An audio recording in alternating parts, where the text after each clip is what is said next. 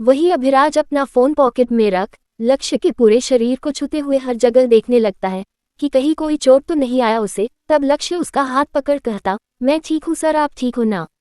लक्ष्य के इतने मासूम तरीके से कहता देख अभिराज को बहुत अच्छा लगता है। वही अभिराज झूठा नाटक करते हुए अपने सीने पर हाथ रख कहता है, पता नहीं क्यों लेकिन यहाँ बहुत तेज दर्द हो रहा है। ये सुन लक्ष्य अपने प्यारे आवाज में कहता है, ठीक है, मैं आपके दोस्तों को बुला देता हूँ। तभी अभिराज लक्ष्य का हाथ पकड़ उसे अपने करीब खींच लेता है। बेचारा लक्ष्य का हाइट भी इतना सा था और उसके खिंचते ही वह अभिराज के छाती से जाकर टकराता है। वही अभिराज अपने सदक्तव आवाज में कहता है, सब चले गए हैं, अब तुम ही मेरी हेल्प करोगे। अभिराज का बात को सुन लक्ष्य अपने आंखों को रोल कर कहता है, अभी तो सब यही थे। वही अभिराज कोल्ड हो कहता है, लगता है तुम्हें तुम्हारा जॉब प्यारा नहीं है। उसका धमकी को सुन लक्ष्य अपना मासूम चेहरा बना कहता है, बहुत प्यारा है। उसका मासूमियत से भरा आवाज को सुन अभिराज के होठों पर मुस्कान छा जाता है और उसके कान के करीब जा कहता है, ठीक है, तो मुझे अपने साथ ले चलो। वही लक्ष्य को ना चाहते हुए भी उसे अपने साथ ले जाना पड़ता है। दूसरी तरफ रणवीर विवान को अब तक बेहोश देख उसके ऊपर पानी छिड़कने लगता है। तभी अचानक से उसे होश आ जाता है और वो गहरी सांस लेते हुए कहने लगता है, बचाओ मैं डूब रहा हूँ। उसके बात को सुन रणवीर कड़क आवाज में कहता है, इतने पानी से कोई डूब नहीं सकता।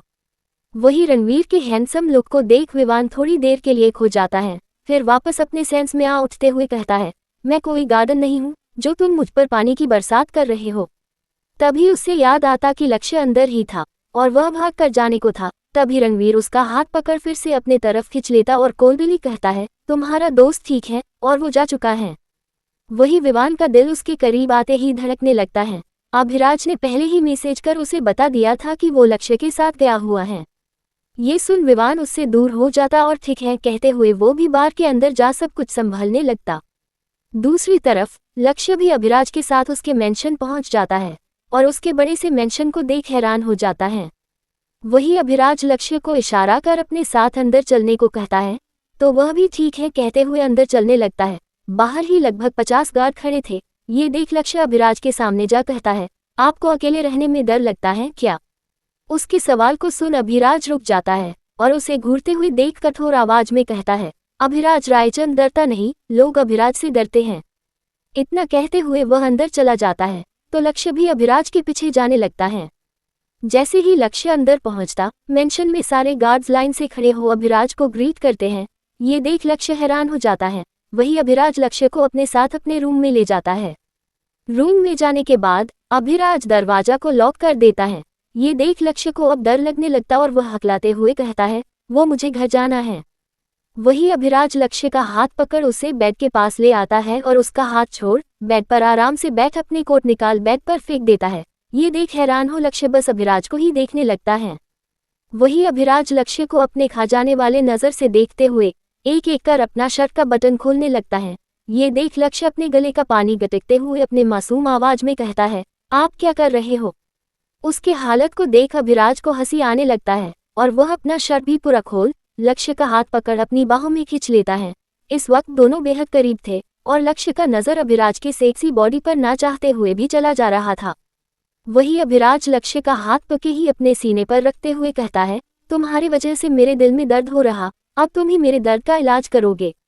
ये सुन लक्ष्य को कुछ समझ नहीं आता। तभी उसका नजर अभिराज के सीने पर लगे चोट पर जाता है और वह अभिराज के और पास जाते हुए कहता है, आप इस दर्द की बात कर रहे थे? तो क्रूर मुस्कान के साथ वो भी हाँ कह देता है। अब जाके लक्ष्य को थोड़ा सुकून मिलता है। तो लक्ष्य उससे दूर हो कहता है, ठीक है, मैं आपके स्टाफ को बुला देता हूँ, वो दवाई लगा देंगे। वही अभिराज ऑर्डर देते हुए कहता है, तुम लगाओगे दवाई? अपना मासूम चेहरा बना लक्ष्य कहता है, पर मैं ही क्यों? अभिराज अपने बेड पर आराम से बैठते हुए कहता है, जैसा कहा है वैसा करो और कबर्ड को खोल फर्स्ट एड बॉक्स निकाल लगाना शुरू करो। और उसकी तरफ घूरते हुए कहता, दोबारा कहने की आदत नहीं है मुझे। अब बेचारा लक्ष्य उसका काम क्यों ही करे, खुद में ही ये सोचने लगता है और जैसा उसने कहा वैसा ही करने लगता है। कबर्ड से फर्स्ट एड बॉक्स निकाल ले आता और अभिराज के बगल में बैठ रुई में डेटॉल लगा उसके करीब जा उसे जले ना इसलिए फूंकते हुए चोट पर लगाने लगता है। उसका गर्म सांस जैसे ही अभिराज के जिस्म को छुआ अभिराज के दिल में हलचल मचने लगता है। जैसे मानो उसका पूरा शरीर लक्ष्य को अपना बनाना चाहता हो। अभिराज लक्ष्य को अपने इतने करीब देख अपना कंट्रोल खोने लगा था। वह अपने आंखों को बंद कर लक्ष्य के गर्दन के करीब जाने लगता है। लक्ष्य के जिस्म एक बेहद अट्रैक्टिव लोहवानी खुशबू आ रहा था और उसकी इस खुशबू को महसूस कर अभिराज के बदन में आग लगने लगा था। उसका नज़र सिर्फ लक्ष्य के लाल रसीले होठों पर ही जा अटक जाता है और वह धीरे धीरे उसके होठों के करीब जाने लगता। तभी रणवीर दरवाजा नॉक करता है। वही लक्ष्य तब तक दवाई भी लगा चुका था और आवाज सुनते ही वो झट से अभिराज से दूर हो बेड से उठकर खड़ा हो जाता है। उनके खास मोमेंट को बर्बाद होता पा अभिराज गुस्से में चिल्लाते हुए कहता है, कौन है? तभी रणवीर कहा, बॉस मैं हूँ। वही उसका कड़क आवाज को सुन लक्ष्य को डर लगने लगता है और उसके हाथ से फर्स्ट एड बॉक्स छूटकर जमीन पर गिर जाता है। वही लक्ष्य को डरता देख अभिराज खड़ा हो जाता और उसकी तरफ देख प्यार से कहता, तुम ठीक हो? तो लक्ष्य अपने मासूम आवाज में बस हाँ कह देता है। तो अभिराज फिर प्यार से बाहर खड़े रणवीर को आवाज दे अंदर आने को कहता है। तो रणवीर अंदर आ जाता और कहने लगता है, बॉस बार में सब पहले की तरह सब कुछ ठीक हो चुका है। ये सुन झट से लक्ष्य कहता है, और मेरा दोस्त विवान, वो ठीक है ना? लक्ष्य के आंखों में विवान के लिए इतना फिक्र देख अभिराज का चेहरा गुस्से में और भी ज्यादा डार्क हो जाता है। वही रणवीर लक्ष्य की तरफ देख हाँ वो भी ठीक है कह देता है। ये सुन लक्ष्य गहरी सांस लेते हुए अपना दोनों हाथ जोड़ कहता है, थैंक यू माता रानी, किसी को कुछ नहीं हुआ। इतना कहने के बाद वह अभिराज को अपने चमकती आंखों से देखते हुए कहता है, अब क्या मैं जा सकता हूँ? अभिराज का तो बिल्कुल भी मन नहीं था कि वो लक्ष्य को जाने दे, पर फिर भी मुस्कुराते हुए कहता है, ओके, और रणवीर से इशारा कर उसे सेफली लेकर जाने को कहता है। तो रणवीर भी यस बॉस कह लक्ष्य के साथ ही बाहर निकल जाता है। उनके जाते अभिराज बालकनी में खड़ा हो सिगरेट को निकाल जला लेता और लंबे लंबी कस लेते हुए खुद में ही कहने लगता है, ये जानते हुए कि लक्ष्य एक लड़का है मैं उसकी तरफ अट्रैक्ट कैसे हो सकता हूँ। वही लक्ष्य उसके मेंशन से निकल जाता और कार के अंदर बैठ जाता। उनके बैठने के बाद ड्राइवर कार स्टार्ट कर मेंशन से बाहर निकल जाता है और कुछ देर में दोनों वापस से बार पहुंच जाते हैं। वही विवान अब तक बार में ही था। लक्ष्य को अंदर आता देख उसके पास जा उसे हक कर लेता और पूछने लगता कि वो इतने देर तक कहाँ था। तो लक्ष्य उसे सब कुछ बताना शुरू कर देता है। सब सुनने के बाद विवान उसके कंधे पर हाथ रख कहता है, वो बहुत अमीर है लकी, ऐसे लोग सिर्फ अपना फायदा ही देखते हैं, तो अब से तू उस आदमी से मत मिलना। तो लक्ष्य भी मासूम आवाज में ठीक है कह देता है और फिर दोनों अपने अपने घर जाने के लिए निकल जाते हैं। कुछ देर बाद लक्ष्य अपने छोटे से घर का दरवाजा को खोल उसके अंदर जा प्यार से कहता है, मैं आ गया जेरी। और उसका आवाज को सुन एक प्यारी सी छोटी सी भूरे रंग की बिल्ली म्यू म्यू करते कूदते हुए आ जाती है। उसे देख लक्ष्य उसे अपने गोद में लेता और दरवाजा बंद कर चेयर पर बैठते हुए कहता है, तुम्हें पता है जेरी, आज ना मैं एक हैंडसम से मिला और वो बहुत अच्छे थे। और फिर उसे गोद में ही लिए किचन चला जाता है और उसके लिए दूध गर्म करने लगता है और कटोरी में डाल उदास हो कहता है, लेकिन मैं वहां भी गड़बड़ करके आया हूँ, पता नहीं वो हैंडसम मेरे बारे में क्या सोच रहे होंगे। दूसरी तरफ अभिराज आज जो भी बार में हादसा हुआ उसके बारे में सोचते हुए खुद में ही कहता है, मौत को खुद ही दावत दे रहे हो तुम लव, अब तो गेम और भी ज्यादा इंटरेस्टिंग हो गया है। और ऐसे ही ये रात बीत जाता है और सुबह हो चुका था। लक्ष्य का नींद खुलते ही उसका नजर घड़ी की तरफ जाता है और वह जोर से चिल्ला पड़ता है, ओह शीट, मैं फिर से लेट हो गया, आज तो वो खड़ूस मुझे पक्का मोमोस बनाकर खा जाएगा। और इतना कहते हुए वह बाथरूम भाग जाता है और कुछ देर में नहाकर अपना कॉलेज ड्रेस पहनकर हॉल में आ जाता है और जेरी को दूध दे वह कॉलेज जाने के लिए निकल जाता है। पर आज उसका किस्मत बहुत ही ज्यादा खराब था। उसका बस भी अभी तक जा चुका था। तो आखिर में वह एक ऑटो को रुका उसके अंदर बैठ जाता है और प्यार से कहता है, अंकल प्लीज जल्दी भगाओ अपनी ऑटो को और मुझे मेरे कॉलेज छोड़ दो। तो वह ड्राइव अभी ठीक है कहते हुए चलाने लगता है। दूसरी तरफ अभिराज अपने स्टडी रूम में बैठे काम कर रहा था। तभी उसका असिस्टेंट दरवाजे पर आ नॉक करता है। तो अभिराज उसे अंदर आने का परमिशन दे देता है। वही रणवीर अंदर अभिराज के सामने एक फाइल बढ़ाते हुए कहता है, उस बच्चे का पूरा नाम लक्ष्य अरोरा है। वो जेएम कॉलेज में फर्स्ट ईयर का स्टूडेंट है और हमेशा फर्स्ट आता आया है हर चीज में। बचपन में ही उसके पेरेंट्स का डेथ हो चुका था और वो पिछले 7 साल अनाथ आश्रम में रह चुका है और वो पिछले 3 महीने से जॉब कर रहा है उसी बार में और अपने दोस्त की हेल्प से एक छोटा से घर में रहता है अकेला। ये सुन अभिराज रणवीर से उसके कॉलेज को खरीदने का ऑर्डर देता है और उसे अपने उंगली से इशारा कर जाने को कहता है। तो रणवीर भी यस बॉस कहते हुए स्टडी रूम के बाहर निकल जाता है और जैसे अभिराज ने कहा था रणवीर लक्ष्य के कॉलेज को खरीद लेता है और अभिराज को मैसेज कर कह देता है, हो गया बॉस। दूसरी तरफ कॉलेज लेट पहुंचने के कारण कॉलेज का गेट भी बंद हो चुका था। वही लक्ष्य ऑटो से उतर 50 का नोट देता, तभी वो ड्राइवर कहता, मेरे पास चेंज नहीं है। तो लक्ष्य प्यार से कहता है, कोई बात नहीं, रख लो सारे। और इतना कहते हुए वह गेट के पास जा गार्ड की तरफ देख कहता है, अंकल प्लीज आज भर खोल दो ना गेट, कल से पक्का टाइम पर आऊंगा। और अपने मासूम आवाज में कहता, प्लीज अंकल। तो वह गार्ड अपने चेहरे पर बड़ा सा मुस्कान ला कहता है, सॉरी बेटा, लेकिन तुम रोज यही कहते हो और मैं खोल देता पर आज नहीं। और चिढ़ते हुए कहता है, तुम्हारे कारण कल मुझे प्रिंसिपल से डांट खाना पड़ा, तो तुम देख लो आज। गार्ड का बात सुन लक्ष्य अपना चेहरा लगता जाने लगता है और सोचने लगता कहाँ से अंदर जाए। फिर उसे दीवार नजर आता और उसके शैतानी दिमाग चलने लगता है और वो दीवार पर चढ़कर कॉलेज के अंदर कूद जाता है। कूदने के कारण उसका व्हाइट शर्ट भी गंदा हो जाता है और वह साफ करते हुए अंदर जाने लगता है। क्लास में सभी पहुंच चुके थे और उसके प्रोफेसर का ध्यान बोर्ड पर था, तो वही लक्ष्य धीरे धीरे अपने कदम बढ़ाते हुए क्लास के अंदर जाने लगता है। तभी उस प्रोफेसर का नजर लक्ष्य पर पड़ता है और वह अपना मार्कर लक्ष्य की तरफ फेंक देते, पर लक्ष्य बिना मार्कर देखे कि उसकी तरफ आ रहा है, वो उस मार्कर को कैच कर लेता है। लक्ष्य को इतना फास्ट कैच करता देख सब हैरान थे। वही वो प्रोफेसर अपने चश्मे के ऊपर से लक्ष्य को घूरते हुए गुस्से में कहते हैं, तुम लेट हो आज भी। वही लक्ष्य मासूमों की तरह चेहरा बनाता और अपना दोनों कान को पकड़ उठक बैठक करते हुए कहता है, प्लीज सर बस आज भर माफ कर दो, कल से एकदम टाइम से आऊंगा। वही सारा क्लास लक्ष्य को उठक बैठक करता देख हंसे जा रहा है, सिर्फ उसका बेस्ट फ्रेंड आरव को छोड़कर। तो वो प्रोफेसर हंसते हुए कहते हैं, बेटा तुम रोज यही कहते हो पर इस बार नहीं। और उसे क्लास के पीछे जाकर खड़े रहने को कहते हैं, तो बेचारा लक्ष्य अपना चेहरा लगता पीछे जाकर खड़ा हो जाता है। वही वो प्रोफेसर सारे स्टूडेंट से अकाउंट्स की बुक में पेज नंबर 51 से क्वेश्चन नंबर 8 सॉल्व करने को कहते हैं। वही लक्ष्य क्वेश्चन नंबर सुनते ही अपने दिमाग में सॉल्व करने लगता है और 30 सेकेंड के अंदर ही झट से जवाब देते हुए कहता है, सर इसका आंसर 265 है।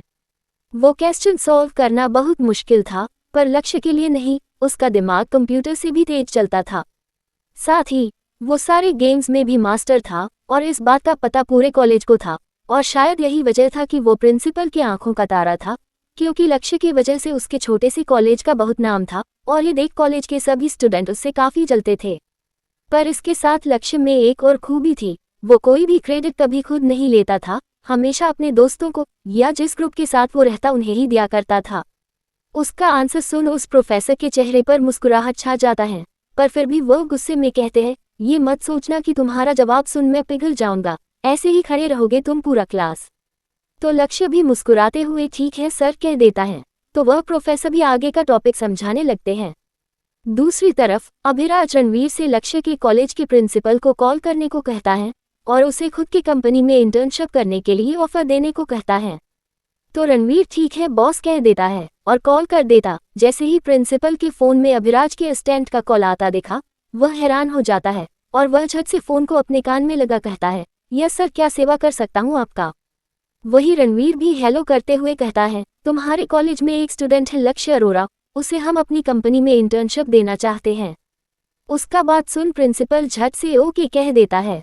पहले तो उसे यकीन नहीं होता कि अभिराज के असिस्टेंट ने खुद उसे फोन किया है, वो भी लक्ष्य के लिए। अब सबको इतना तो पता था लक्ष्य स्टडी में बहुत तेज है, लेकिन फिर भी अभिराज जैसा बड़ा आदमी उसके लिए कॉल करेगा ये सोच सोचकर हैरान था। और फिर प्रिंसिपल लक्ष्य की क्लास पहुंच जाते हैं और जाते के साथ क्लास में जा लक्ष्य का नाम लेते हैं। वही प्रिंसिपल को अपना नाम लेता सुन लक्ष्य अपने आप में ही कहता है, ओह कहीं प्रिंसिपल को मेरे कूद कर आने का पता तो नहीं चल गया। तभी वह लक्ष्य को पीछे खड़ा देखते हैं और प्रोफेसर को घूरते हुए कहते हैं, तुमने लक्ष्य को पीछे क्यों खड़ा रखा है। वही तब तक लक्ष्य आ गया, अपने सिर को झुका कहता है, सॉरी सर अगली बार मैं दीवार से कूद कर नहीं आऊंगा। लक्ष्य ने सोचा अब प्रिंसिपल उसे कोई नया सजा दे, इसे अच्छा वो खुद ही आगे आकर सॉरी कह दे। तो वही वो प्रिंसिपल लक्ष्य को अपने कैबिन में आने को कहते हैं, तो लक्ष्य भी यस सर कहते हुए चला जाता है। उसके आते ही वह लक्ष्य को बैठने को कहते और खुद भी बैठ जाते हैं। वही लक्ष्य को समझ नहीं आता कि प्रिंसिपल उसे यहाँ क्यों बुलाए हैं, तो वो पूछता है, क्या हुआ सर, मुझसे कोई गलती हुआ है क्या। फिर प्रिंसिपल कहते, AR मल्टीनेशनल कंपनी के चेयरमैन तुम्हें अपनी कंपनी में इंटर्न रखना चाहते हैं, तो कल से तुम्हें कॉलेज आने का जरूरत नहीं है, तुम्हें वहां जाना है कल से। अपने प्रिंसिपल का बात सुन लक्ष्य हैरान हो जाता है और पूछता है, पर सर मेरे स्टडी का क्या, वो कैसे करूँगा।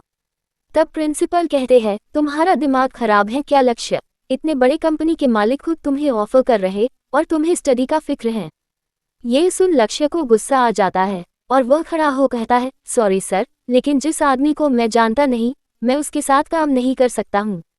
लक्ष्य अभिराज से मिला जरूर था पर उसे अभिराज के बारे में कुछ भी नहीं पता था अच्छे से। और ये कहते हुए लक्ष्य वहां से चला जाता है। वही प्रिंसिपल खुद में ही कहने लगता, इस लड़के की वजह से मेरा ये छोटा सा कॉलेज भी डूब जाएगा, अब कैसे मैं उन्हें बताऊं कि लक्ष्य ने उनका ऑफर रिजेक्ट कर दिया।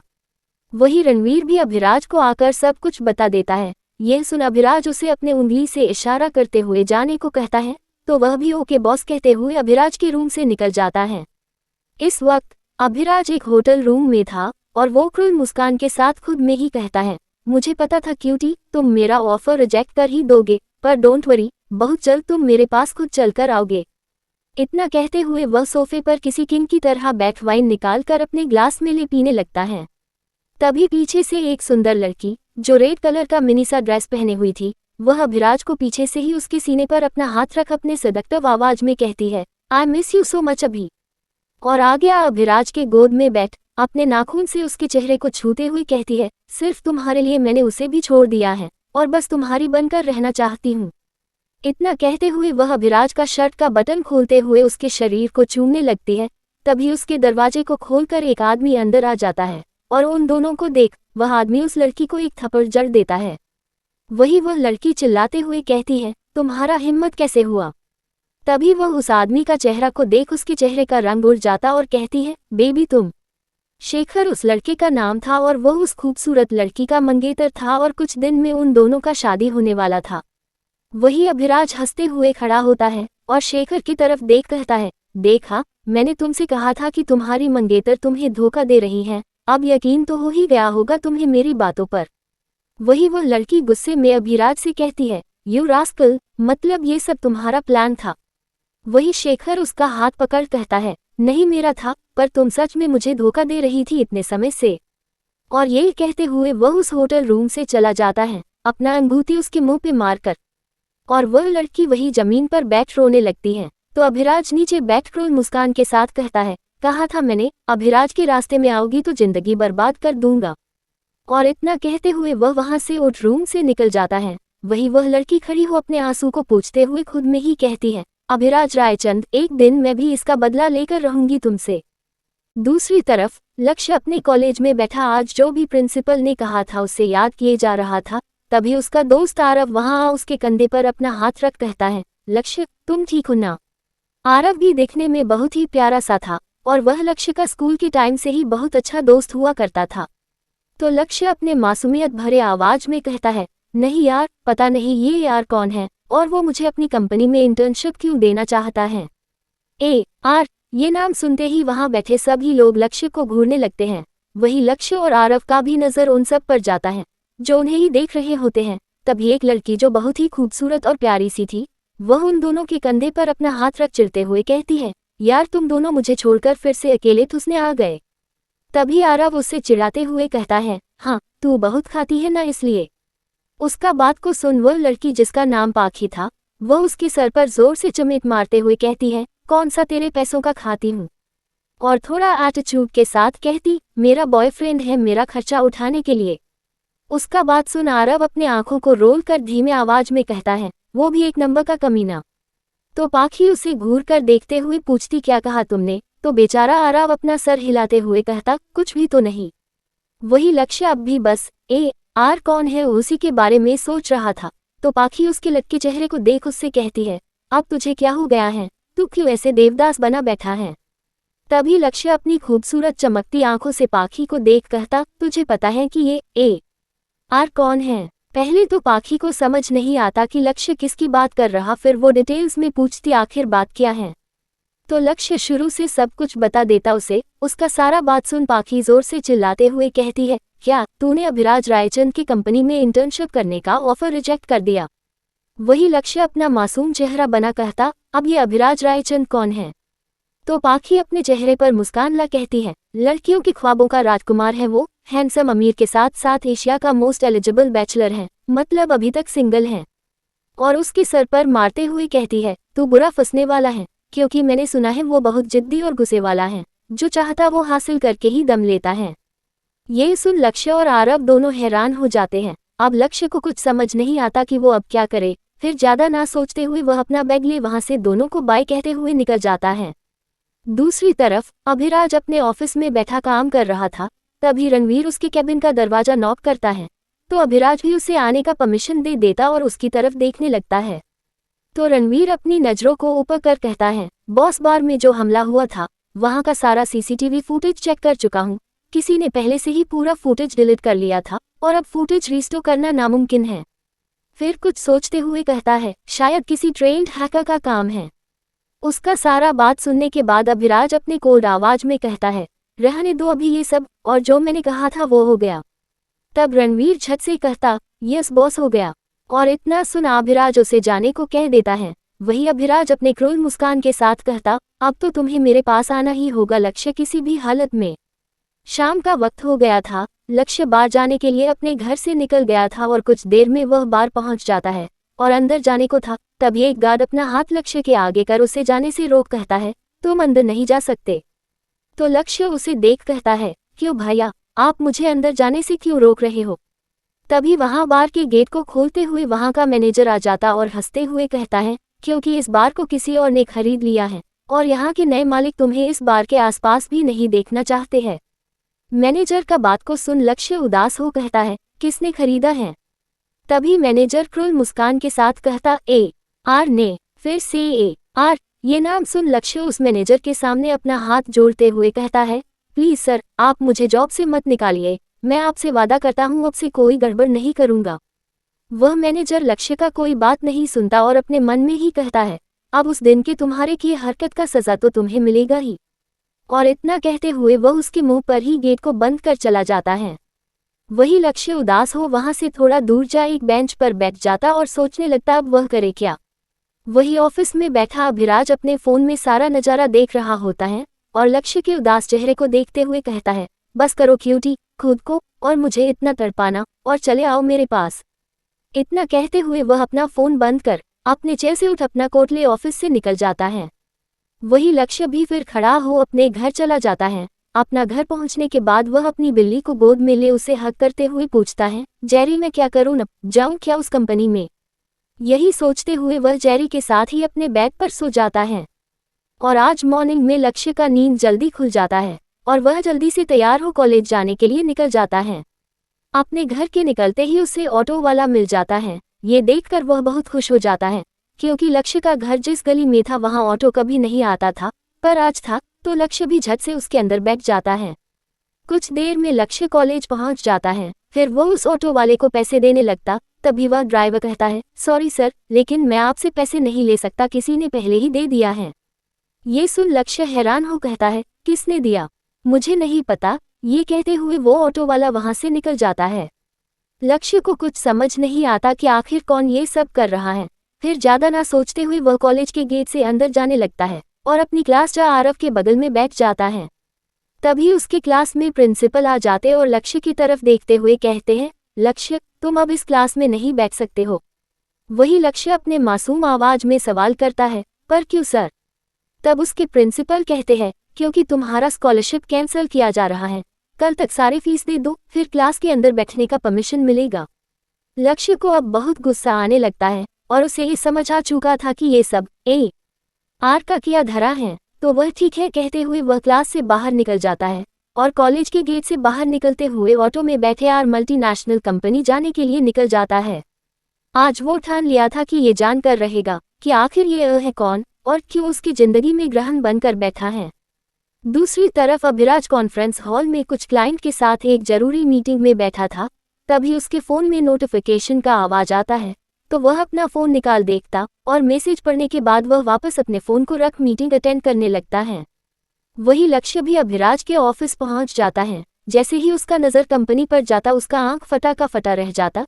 जिंदगी में पहली बार उसने इतने बड़े कंपनी को देख रहा था। फिर वो ऑटो से उतरकर बाहर ही खड़ा हो जाता है और सोचने लगता कि वह अंदर कहाँ से जाए, तभी उसके सामने एक गार्ड आ जाता है और लक्ष्य को देख सवाल करता है, बच्चे तुम यहाँ क्यों आए हो? वही लक्ष्य गुस्से में ही पूछता है, यार कहाँ मिलेगा मुझे? अपने सामने एक छोटे बच्चे को देख वह गार्ड खुद में ही कहता है, मतलब बॉस इस बच्चे का आने का वेट कर रहे थे तब से। तो वह गार्ड ज्यादा ना सोचते हुए लक्ष्य को अपने साथ ऊपर एलिवेटर के पास ले जाता है और उसे 5th फ्लोर में जाने को कहता है।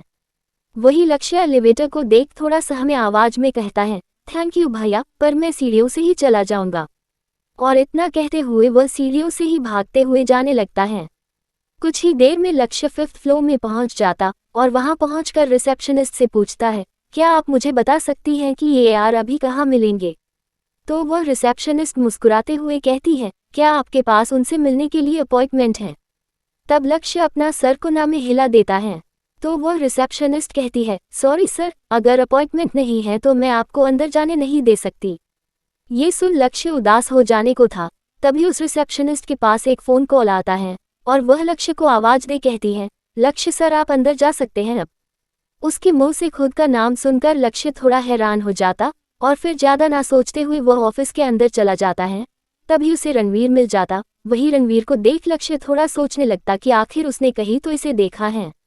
वही रणवीर उसे थोड़ी देर बैठने को कहता है, जब तक अभिराज मीटिंग में है तब तक। तो लक्ष्य भी ठीक है कहते हुए वही बैठ जाता है। पूरा 2 घंटा बीत चुका था पर अभी तक अभिराज उसे नहीं बुलाता है। अब लक्ष्य अपना आपा धीरे धीरे पूरी तरह से खो चुका था और वह खड़ा हो रणवीर के पास जा गुस्से में पूछता है, कॉन्फ्रेंस रूम कहाँ है? लक्ष्य को गुस्से में देख रणवीर उसे प्यार से कहता है, सर आप बस थोड़ा देर और वेट कर लीजिए, मीटिंग बस खत्म होने ही वाला है। तो लक्ष्य चिढ़ते हुए कहता है, बहुत देर से यही सुन रहा हूँ।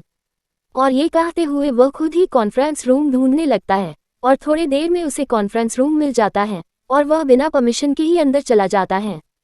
रूम में बहुत अंधेरा था और सामने बस उसे प्रोजेक्टर का लाइट दिखाई देता है।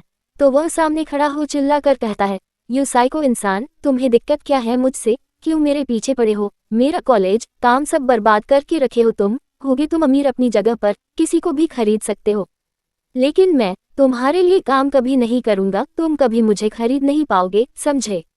वही अभिराज बड़े से चेयर पर पलटकर आराम से बैठा उसका सारा बात सुने जा रहा था। तभी लाइट ऑन होता है और लक्ष्य का नजर वहां बैठे लोगों पर पड़ता है। वहां लगभग 10 लोग बैठे थे और अभिराज अब भी पीछे मुड़कर बैठा था। वहां बैठे सभी लोग लक्ष्य को ही घूरने लगते हैं। वही लक्ष्य अपना मासूम आवाज में कहता है, आप सब में ये यार कौन है? वही अभिराज के बगल में एक सुंदर खड़ी लड़की हाथ से इशारा कर कहती है, ये हैं। तभी अभिराज अपना चेयर पलटता है। वही लक्ष्य उसे देख हैरान हो जाता है और मन में ही कहता है, मतलब मिस्टर हैंडसम ही यार हैं। और खुद को कोसते हुए कहता है, लक्ष्य तूने फिर से गड़बड़ कर दी। वही अभिराज लक्ष्य को देख कोल्ड आवाज में कहता है, द मीटिंग इज ओवर। ये सुन सभी लोग वहां से जाने लगते हैं। उसका कड़क आवाज सुन लक्ष्य को भी डर लगने लगा और वह भी उन सब के बीच में ही घुस जाने को था। तभी फिर से अभिराज का कोल्ड आवाज उसके कानों में पड़ता है, तुम रुको लक्ष्य। ये सुन लक्ष्य का कदम वहीं पर रुक जाता है और तब तक सभी कॉन्फ्रेंस रूम से बाहर चले जाते हैं। अभिराज लक्ष्य को अपने उंगली से इशारा कर बुलाता है तो बेचारा लक्ष्य अपना सिर झुका उसके सामने खड़ा हो सहमे आवाज में कहता है, मुझे नहीं पता था कि आप ही अभिराज हो। लक्ष्य हमेशा ही इतने मासूम तरीके से अपना बात कहता कि सामने वाला का गुस्सा झट से गायब हो जाता था और यही हाल इस वक्त अभिराज का हुआ था। तो अभिराज प्यार से कहता है, अगर तुम्हें पता होता तो क्या तुम यहाँ बिना कोई सवाल किए आ जाते? तो लक्ष्य थोड़ा गुस्से से कहता है, अगर आप अच्छी तरीके से बुलाते तो जरूर आता, पर आपके बुलाने का तरीका गलत था। आपकी वजह से मुझे बहुत तकलीफ हुआ इन 2 दिनों में। अभिराज के सामने किसी का जुबान नहीं खुलता था और ये बित्ती भर का लड़का अभिराज को सही गलत का पाठ पढ़ा रहा था। ये देख अभिराज के होठों पर मुस्कान छा जाता है। वही उसके होठों पर आए मुस्कान को देख लक्ष्य धीमे आवाज में कहता है, अगर आपका हो गया तो मैं जाऊं। लक्ष्य के मुंह से ये सुन अभिराज को वापस गुस्सा आ जाता है और वह खड़ा हो लक्ष्य की तरफ कदम बढ़ाते हुए कहता है, मेरे मर्जी के बिना ना यहाँ कोई आ सकता है और ना ही जा सकता है, और तुम्हें तो मैंने यहाँ बहुत मुश्किल से बुलाया है, ऐसे कैसे जाने दूंगा? अभिराज का बात सुन लक्ष्य डर से अपने कदम पीछे करते हुए कहता है, ये आप क्या कर रहे हो? और इतना कहते ही पीछे दीवार से जाकर टकरा जाता है। वही अभिराज उसके दोनों तरफ का रास्ता ब्लॉक कर उसके करीब जाने लगता है। ये देख लक्ष्य का सांस गहरा होने लगा और वो हकलाते हुए कहने लगता है, आप क्यों मेरे करीब आ रहे हो? इतना कहा ही था कि अभिराज उसके कोमल होठों पर उंगली रख कहता है, तुम्हें मेरे लिए काम करना होगा। काम ये सुन लक्ष्य कहता है, पर अभी तो मेरा ग्रेजुएशन भी पूरा नहीं हुआ है, तो मैं कैसे। वही अभिराज उससे दूर हो जाता है और वापस अपने चेयर पर बैठ कहता है, उसकी फिक्र तुम मत करो, तुम बहुत काबिल हो, तुम सब कर सकते हो। तो लक्ष्य अपना सर झुका उदास हो कहता है, ठीक है। उसके उदास चेहरे को देख अभिराज कहता है, तुम्हारे दोनों दोस्तों को भी यहाँ काम करने का ऑफर दे रहा हूँ।